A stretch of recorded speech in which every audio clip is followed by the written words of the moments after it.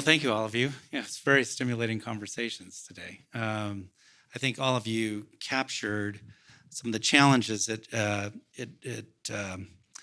challenges we face as Christian leaders, as missiologists, as cultural interpreters on how it is that the complexity of how we might love others online, and that it's not a simple either or.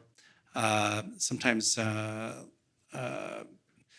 my students will want simple questions like, or here at a theological seminary, people will be thinking, is this a good technology or a bad technology? Is this something we say no to? Should I just not have Instagram? Should I not do these sorts of things? And it's what you've painted is a much more complex picture that more questions have to be asked about what that looks like when people are considering that.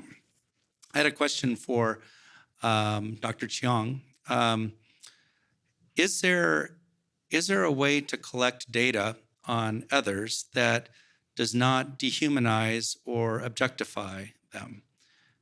Is there a way to let data inform our ministry context in a healthy way? Well, that's a very big question, but a very interesting question indeed. I'm thinking a lot about data and data collection, primarily because what at least my students are telling me when they encounter apps or when they encounter platforms is they are made to agree or to have said to agree to a list of terms and conditions in which people or they confess don't really read. So, for example, in my university, we have a very popular app. That app is so popular that apparently it has sent out more than 2 billion notifications. So more than 100,000 users have downloaded the app. But when we were looking through the app and what users have to do to download the app, one of the steps in which they encounter this data, this information, is this page that has 5 different statements on it, all right? And these 5 different statements were hyperlinked, linked to another couple of hundreds, if not 1,000 pages worth of terms of use and notice and consent. So the question, I think, turns to how can you create data platforms that are understandable or they are easily digested by lay persons that go beyond the legal jargon or templated information online? Is it even ethical for us to be clicking and saying, I have read this and I agree to these terms before we download the supposedly upgrades to our digital apps? So, I'm just reflecting on that question right now because what we're doing when we say, I have read this and I agree. So another very current example, I was trying to get a ride from Ontario Airport to Fuller.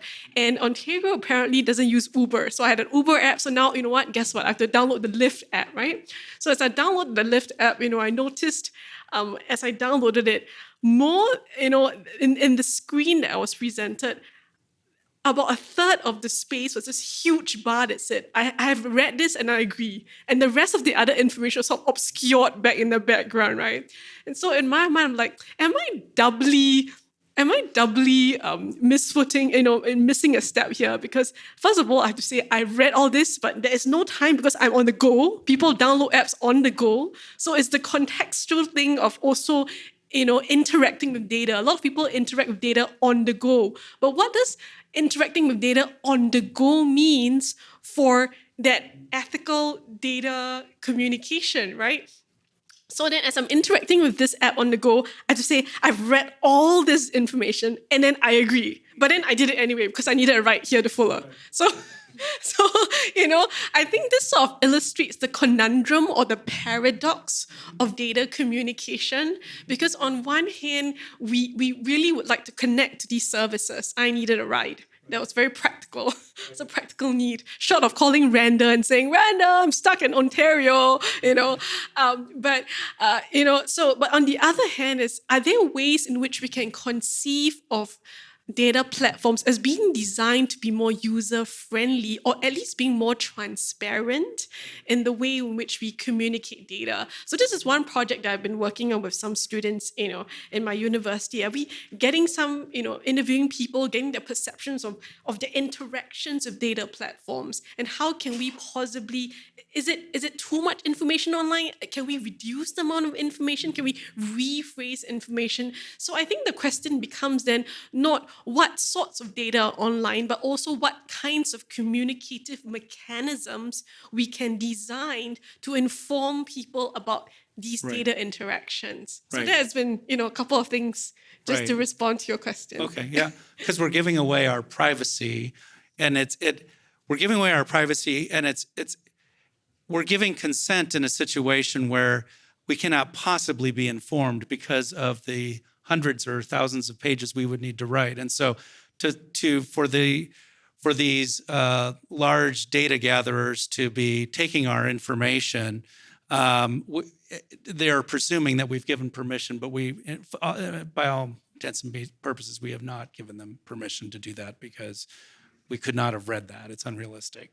Is that sort of along the lines of, yeah? Yeah, I think I'm just questioning the whole notion of informed consent, and what does it mean to assent to these things on the go, in the everyday context that we are dealing with this information.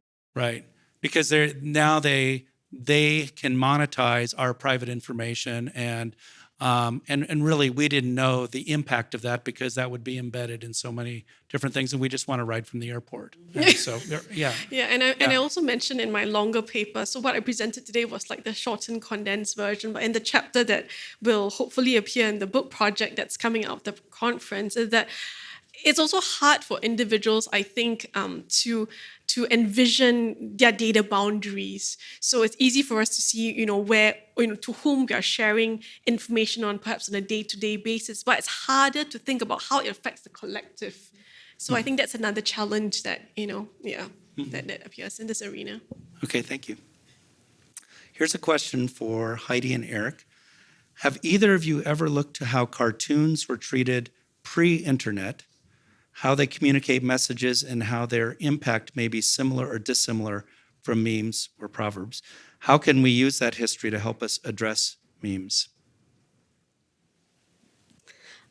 I haven't looked exactly at cartoons, but a lot of the cartoons, you have the kind of the comics, the funny ones, and then you have the editorial cartoons that are kind of more kind of trying to tell a more direct story or kind of a critique. One of the main differences between cartoons is we know the author. There's also a clear meta narrative in which they kind of function under, at least comics, or we know that this is the kind of narrative that they function under, and that's not true of cartoons. And cartoons have much more of a there's a different way that they kind of can engage kind of community. So I think that it's like the nameless, faceless kind of cartoon, and the cartoon that keeps changing and morphing. So I think it makes it more kind of dialogical and more complex in dealing with them than these kind of more set narratives. It's the kind of modernist view of the world where there's a story and that's how reality functions and that's what truth is, versus the postmodern where it's the meta narrative keeps changing. It's very much on the the audience, remember, rather than the narrative that in the text itself. I mean, just a quick comment. One of the forerunners to memes would be Xerox lore. And Alan Dundas did an article on that where you didn't know who generated it. So, yeah, I haven't looked at cartoons, but I've looked at Xerox lore, which would be kind of the forerunner to memes. Okay, all right, thank you. What would you say, one question comes, how should we respond to memes? And this would be to anyone if you want to jump in. How would we respond to memes that are critical or mocking of Jesus, the Bible, or Christians? What is a good response to that, appropriate response? Does anyone want to jump in on? And where would that response be? Another question was regarding platforms. Is there a place to address memes, or a place that would be is a response? I know we heard different options as far as possibly creating positive memes, or just having discussions around the memes, or taking it offline and inviting, for example, Muslims with hospitality. What would be some of the responses you folks would possibly suggest when we have memes critical of our own faith tradition? How might we respond? These examples could be online, offline, in practice, or directly addressing the meme. Does anyone have any ideas? I think one of the things is, oftentimes our reaction when anytime we get negative, whether it's kind of directed personal or just kind of our value system, is just we push against and resist it. But I think what our first reaction should be is a careful reading of what is actually being, mocked, or what is actually being communicated. Sometimes it could be kind of what people see as inconsistencies in practice and belief, and that's what we found a lot in a lot of the narratives about kind of when it comes to religion and politics. The things, the memes that are kind of, they're mocking, they're questioning or undermining. It's all because this is an outsider's perspective of what's perceived inconsistencies, and so maybe kind of like being able to address, okay, this is it's not actually Jesus. Jesus in this particular character is representing a certain kind of belief or inconsistency or a presupposition. I think it becomes this moment of conversation, and whether that's a face-to-face interaction or maybe just even like in a very succinct way pointing that out, like, well, what I think you're actually saying is this, and not being hostile to it. I think, speaking the truth in love is what we need. There's a lot of truth being spoken out on the internet and digital culture, but not a lot of truth with love. And I think especially when you're the object of the critique, that's hard. But I think that's what we're really called to in a digital culture, to cultivate that. And so the task is to listen to maybe make explicit what was implicit in the meme. So are you saying that we are all like X, Y, or Z and just name that? Yeah. And tell me your story. Why do you agree with that? And in this kind of era of kind of openness, I think then creates a space like, oh, well, they're not getting mad at me because I critiqued them.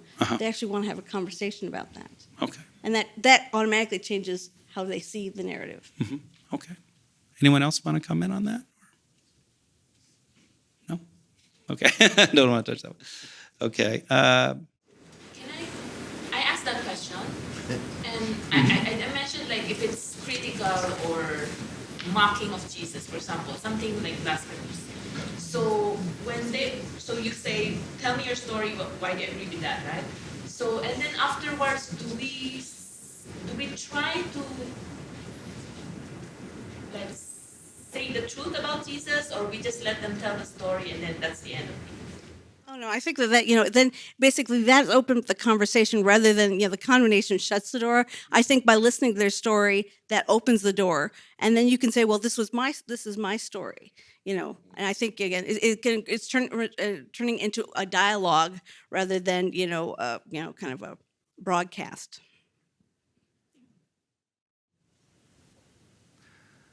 How might, and here's another question, how might scholars working on religion and technology help reshape the stereotypes of Muslims or religious others in the West and inform a more fair and true perception of the religious other? How might we do that in an educational environment?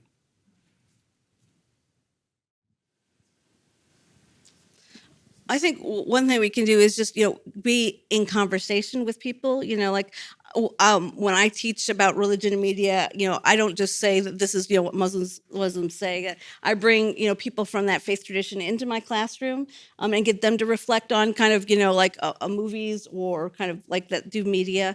And I think, again, them just showing, my students, I teach in Texas, very conservative, very religious, the faculty are kind of like on one end and then the students are on the other end.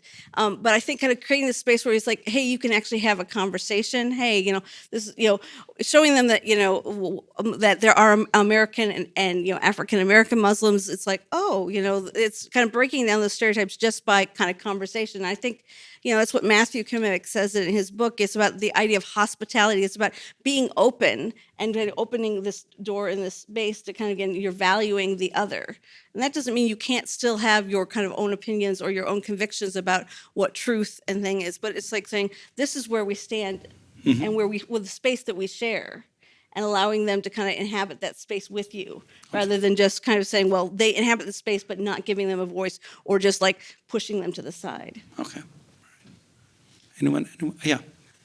That reflecting the other within our curricula, within our syllabi, to be able that when we are thinking about the writers, that they're reflected from people from different, not only from different ethnic backgrounds, but also from different perspectives, so that the other within our classrooms is becoming less the other, that we can openly say that this is a perspective, one with which I don't necessarily agree with, but it is a perspective that we have to take seriously and to grapple with. Mm-hmm.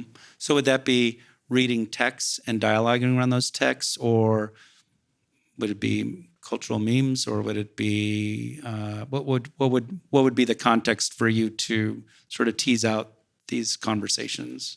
Well, it's something that have to be thought about as a lecturer teacher prior to actually putting your curriculum or your syllabus together. And it means also this changing our own approach to our subject matter. Who are the African Americans speaking in this space? Who are the Africans speaking in this space? And not be giving a voice that is speaking for the African or speaking for the African American, but this actually is a valid voice within mission or whatever area. I loved your idea of being able to succinctly put a thought in a meme.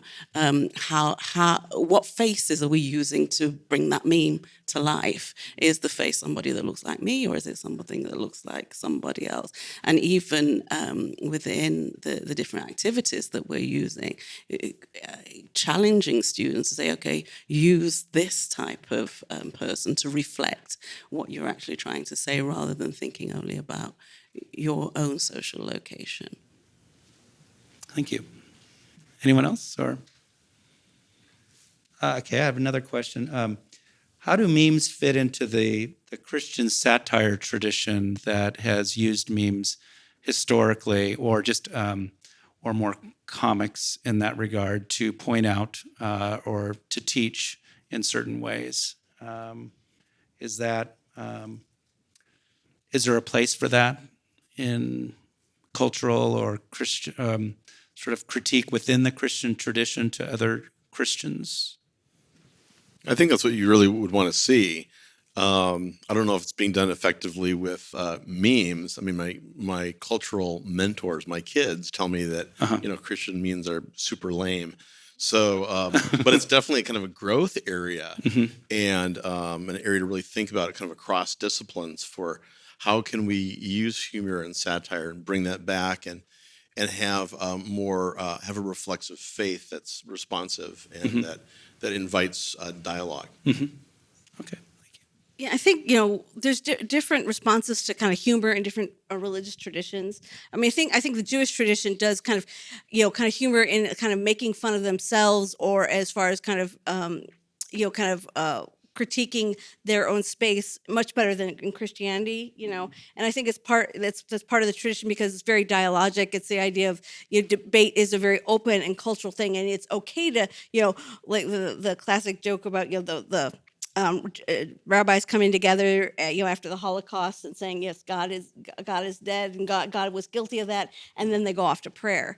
When in the Christian tradition, I think there is we do have satire.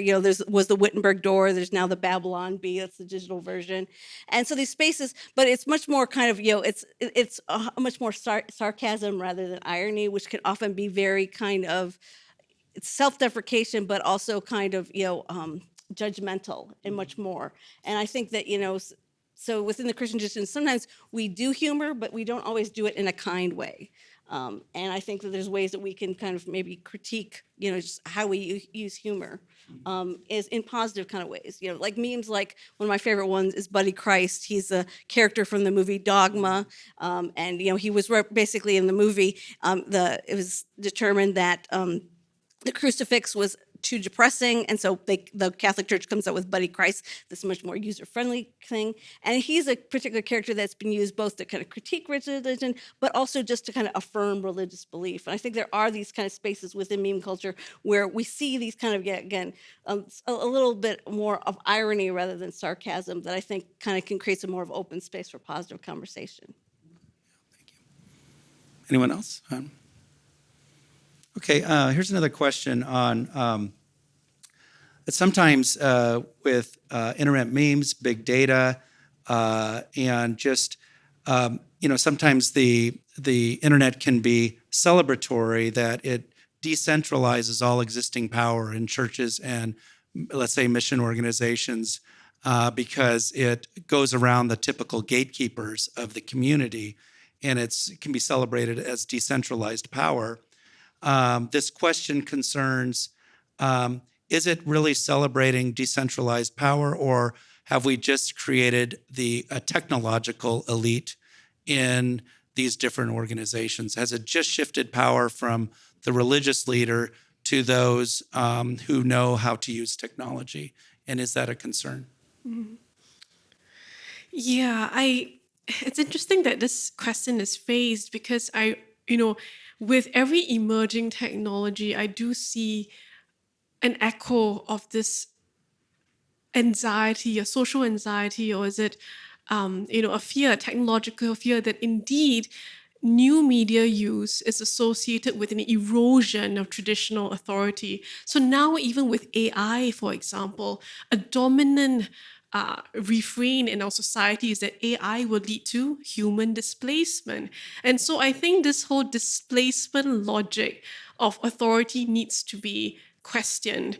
Because what I think I've tried to, as I think about this whole displacement logic, and now with AI, is that sometimes we rob human leaders of the agency that they have to restructure their communication.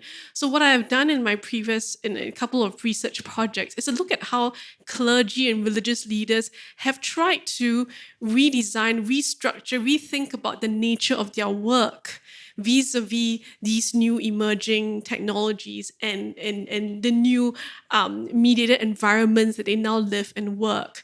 So with clergy, some of my work have pointed out in terms of how they have tried to rebrand themselves, for example, as providing new religious material online. They have used various strategies to re-legitimize their teachings and instructions.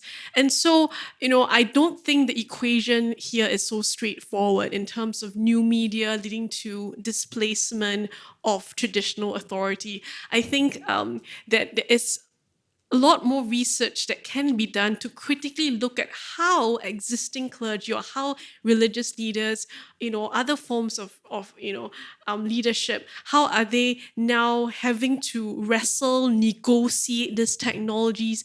How are they restructuring their own work in light of these new challenges? So even with AI, for example, I don't think it necessarily leads to, mass displacement of, clergy, although I read a paper recently once now, that said that, we get clergy bots, but... clergy bots, download sermon, write sermon, AI, machine learning, So I hear that argument, but I would say, in drawing upon my research, that I think, religious leaders can restructure, they can reframe, and they can think, creatively about their work and try to re-legitimize or try to change or revise the ways in which they work. So might not be a bad thing. Religious innovations from within might be a good thing. So seeing how these institutions are now changing in light of new media or new data. Right. Yeah. But there would always be destabilization, right? Because let's say you have a church and they have some expressions online, but they're not using the internet too well. And then you have different people posting Instagram of different church events, communities, ideas, and those go viral. The church is going to be understood and interpreted through these Instagram posts rather than the church website, and the possibly the influence of some of these leaders who haven't gone and given respect to the gatekeepers of that community, now may become some of the most influential members of that community. So that religious leader has a challenge before herself or himself in terms of still leading as a particular thought leader or as a leader that can go forward for that community. Wouldn't you say that so there are things there because of technology. It does raise certain people up, and it puts other people in the background in a way that may be surprising to the community and the way that they did authority before, wouldn't you say? Or- Yeah, I think there are definitely dialectics, out there in which, the religious leaders can use online resources to equip themselves. So they are, in a sense, gaining new modes of epistemic knowledge and Right. they are more in control. But on the other hand, you're right in pointing out the destabilization and other challenges that come together with these online critiques. One interesting anecdote, because you pointed out that, in the face of rumors, for example, religious leaders have been now to quelch rumors. I remember interviewing a religious leader once, and this was in the Singapore context. He had this big rumor in the church. He was trying to manage the information environment. And so what to him, as he was reflecting on the process, he said that what was most useful to him was both the online and the face-to-face. And it's not just for him posting this online missives to say that the rumor doesn't exist, and he did that. I think the church did that. But he also told us, and this was a research group, that what worked for his church was him meeting the various small groups in the community and going around these small groups to talk to them face to face, to discuss their concerns and their issues. So he did not see it as a demarcation online and offline, but he saw it more of how can we use all modalities of communication in order to restore the peace and the harmony that was within his church. Yeah, I just want to echo, what Pauline said.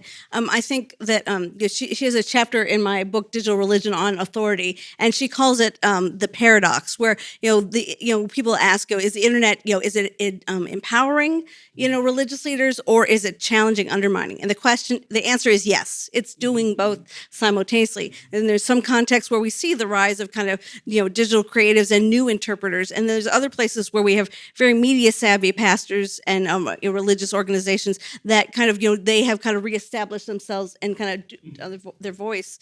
And so I think that it's this kind of space that yes, there is undermining, but yes, that there is empowering. And I think it's religious leaders and pastors learning kind of who is my audience and how can I leverage this, and then to what extent can I want to bring, instead of condemning those alternative voices, but bringing those into conversation in my community. I think I'd like to add that it can also be seen that it's bringing in an element of choice, that those people in the pew who don't often get a voice because it is authoritarian that is being spoken to, that and we haven't discussed this, but I think it's something that we maybe need to think about, online communities and why it is that people become parts of online communities where they don't have an opportunity to speak in authoritarian environments, but the online community has an opportunity to give a voice. And I think it's Hutchings that says that for many people in online who participate in online communities, it's not their only a place of religious interaction. It's a choice that they make, and it's almost as if Hutchings says that it's just one of a number of ways that they use for their religious experience. And so online, it's not online or, it's and also.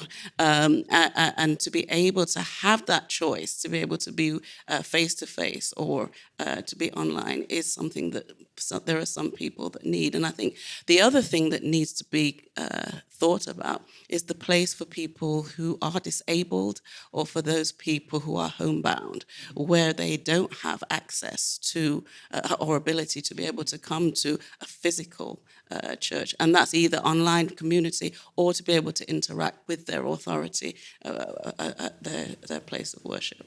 Right. Thank you. Yeah. Any other comments or no? I mean, I think one of the key things in our research as we work with, big data is figuring out ways to be dual modal and to combine, work with big data or with corpus linguistics, with ethnographic methods that allow us to both have the access to all the kind of wealth of data, but then also the wealth of experience for individuals. And bringing that together, I think, is one of the current challenges I see in doing research effectively. And yeah, and just to echo what some of you said, just the culture of as in terms of there's an idea of participatory culture that was that idea with Henry Jenkins and others, that if you have a culture of expert intelligence, the culture of the expert in your church community, you may not always have a collective intelligence, a possibility for choice and for others to give voice. That it's sort of on a the internet and social media has an opportunity possibly to create space for other voices and to sort of it can destabilize the expert leader. And give opportunity for those to sort of go outside the gatekeeping. That's liberatory in some ways, and it's difficult if you were that gatekeeping leader. So I think I'll ask one more question I see here, and then we'll try to wrap up. So is it possible that we are, and I think this possibly hits on some of what Dr. Clarke was talking about in terms of her response. Is it possible that with data that we're measuring things that maybe aren't the right things to be measuring in church communities?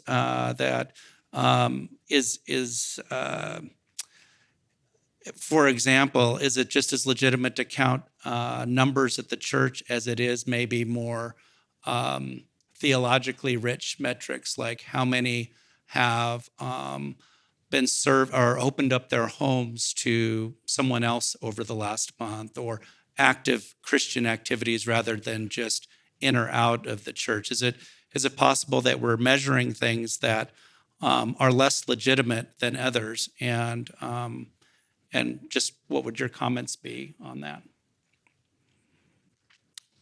For either of you too, yeah. I think this question, it's significant because it gets to the heart of exactly what are we datafying when we see social phenomenon. And,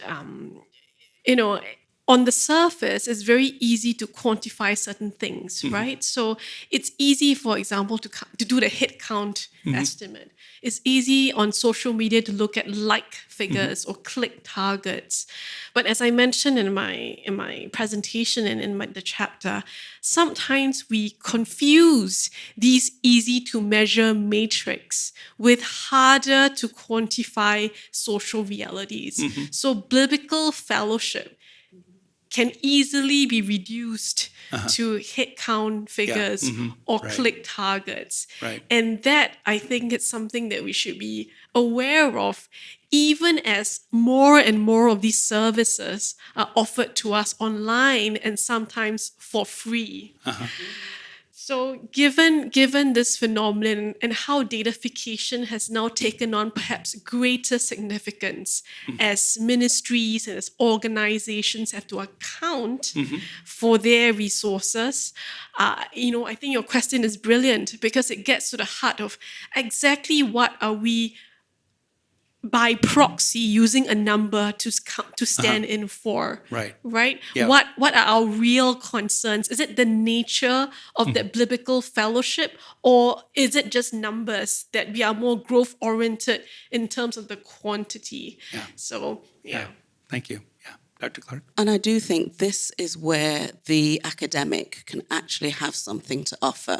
That looking at the design, so these three things are great, right, for what they are.